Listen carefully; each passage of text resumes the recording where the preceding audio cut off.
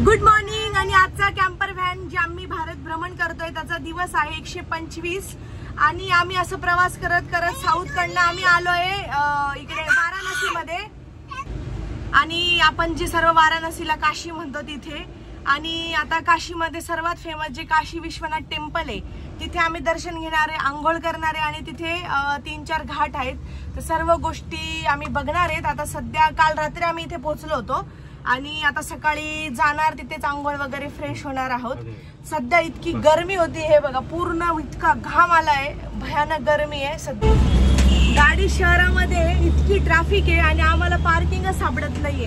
आता आमची गाडी अशीच मध्ये फसली होती, तर एवढी ट्रॅफिक जाम झाली, टर्न घ्यायला जमत नाही, काहीच नाही। आता पार्किंग शोधतोय आम्ही।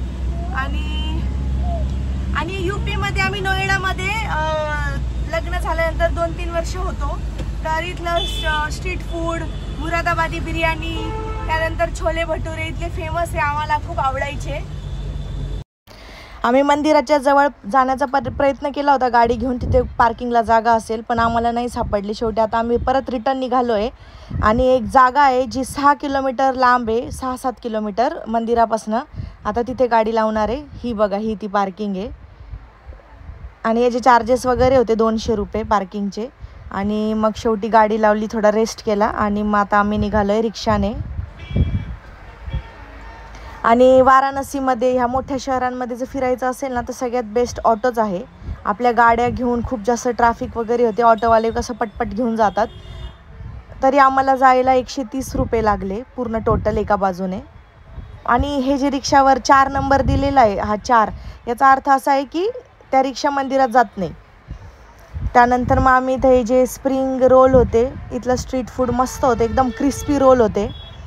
त्याच्यामध्ये कोबीच्या भाजीची स्टफिंग केलेली होती, ती ट्राय केली, छान छान मस्त टेस्ट होती। वाराणसीमध्ये स्ट्रीट फूड खूप जास्त होतं खायला, वेगवेगळे प्रकार। त्यानंतर मग परत पुढे गेलो, तिथे मंदिराच्या साईडला तुम्हाला लस्सी खूप जास्त मिळेल, थंडगार लस्सी, त्याच्यामध्ये ते रबडी वगैरे साय असते ती टाकून देतात।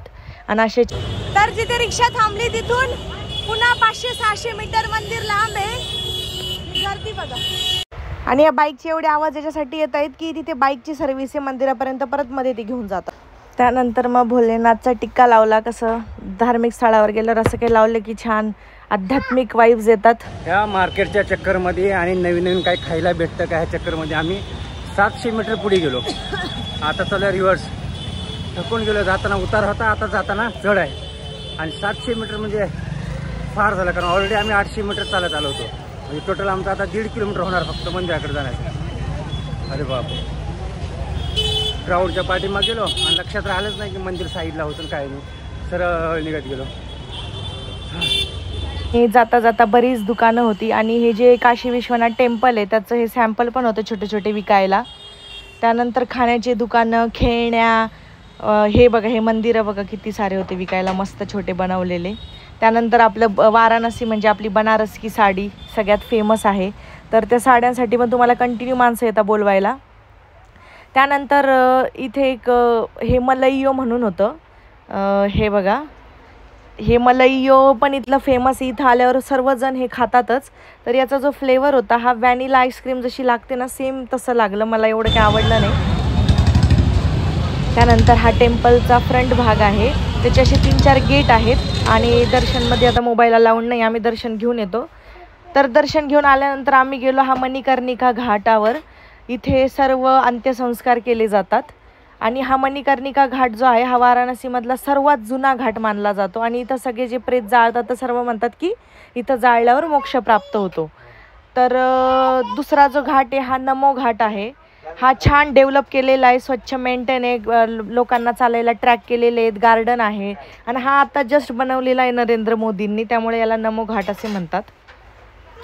त्यानंतर मग घाट वगैरे झाल्यानंतर आम्ही गेलो आरतीसाठी, गंगा आरतीला। तर तिथे एक लोक तुम्हाला विचारायला येतात की ह्या नावा ज्या दिसत आहेत तुम्हाला मोठ्या छोट्या, तर तिथे ते म्हणतात की तुम्ही बसा, 200-300 रुपये तिकीट असतं पर पर्सन, तुम्हाला फ्रंट व्ह्यूने गंगा आरती बघायला मिळते। आम्ही भरपूर विचारपूस केली पण पुन्हा लक्षात आलं की त्या बोट तिथेच थांबतात जिथे घाट आहे। आपण आम्ही मग डिसाईड केलं की बोटमध्ये जाण्यापेक्षा तिथे उभं राहूनच आरतीचा आनंद घेऊ। घाम बघितला बघा किती आलाय, गंध तर सगळा घामाने पुसला. आणि गंगा आरती ही तो घाटाचं नाव काय, दशवमेध असं नाव आहे त्या घाटाचं. तिथे आरती केली जाते आणि त्या घाटावर जी सुरुवात होते, आधी भरपूर प्रोसिजर असते आणि ज्या नावा सुरुवातीला ज्यांनी पैसे देऊन नावांमध्ये जे लोक बसलेले असतात तर त्यांना असं असतं की तुम्ही डायरेक्ट त्या स्टेजवर येऊन जिथे गंगा आरती होते तिथे तुम्ही पूजा वगैरे काय तुम्हाला द्यायचं आहे ते देऊ शकतात. असं तिथे एक सोय केलेली आहे आणि ही पूर्वतयारी चालू आहे आता. हे बघा इथे लोक बोटेतले वरती आले स्टेजवर, त्यांची सगळी प्रोसिजर. आणि एक आरतीवाला माणूस पण ते जे लोक जमलेले आहे तिथे मध्ये फिरतो आणि आरती घेऊन मग ज्याला पैसे टाकायचे ते पैसे टाकू शकतात. आणि खूप जास्त गर्दी झालेली होती आणि टायमिंग 6चा 6:30चा दिलेला राहतो, पण आरती सुरू होतात 6:45 वाजून जातात. तर आता बघा तुम्ही आरती सुरू झाली आहे.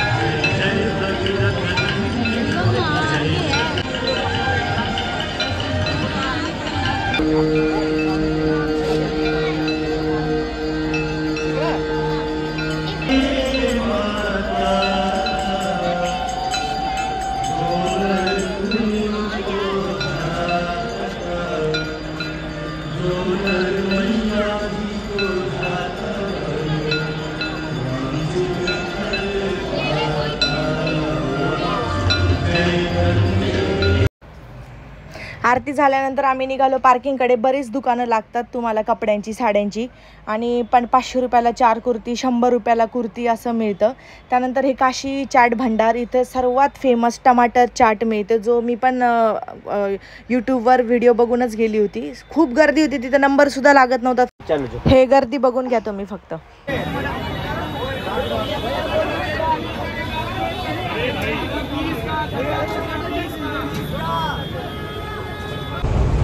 तर दर्शन वगैरे घेऊन आम्ही आता निघालो पुढे आणि सध्या वाजले 12 रात्रीचे.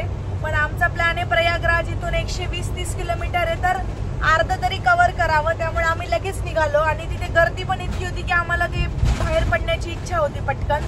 त्यामुळे आता निघतं हायवेला आहे. तर असेच पुढचे व्हिडिओ बघण्यासाठी, अजून वेगवेगळ्या गोष्टी बघण्यासाठी आम्हाला सबस्क्राईब करा, लाईक करा, जास्तीत जास्त व्हिडिओ शेअर करा. Good night.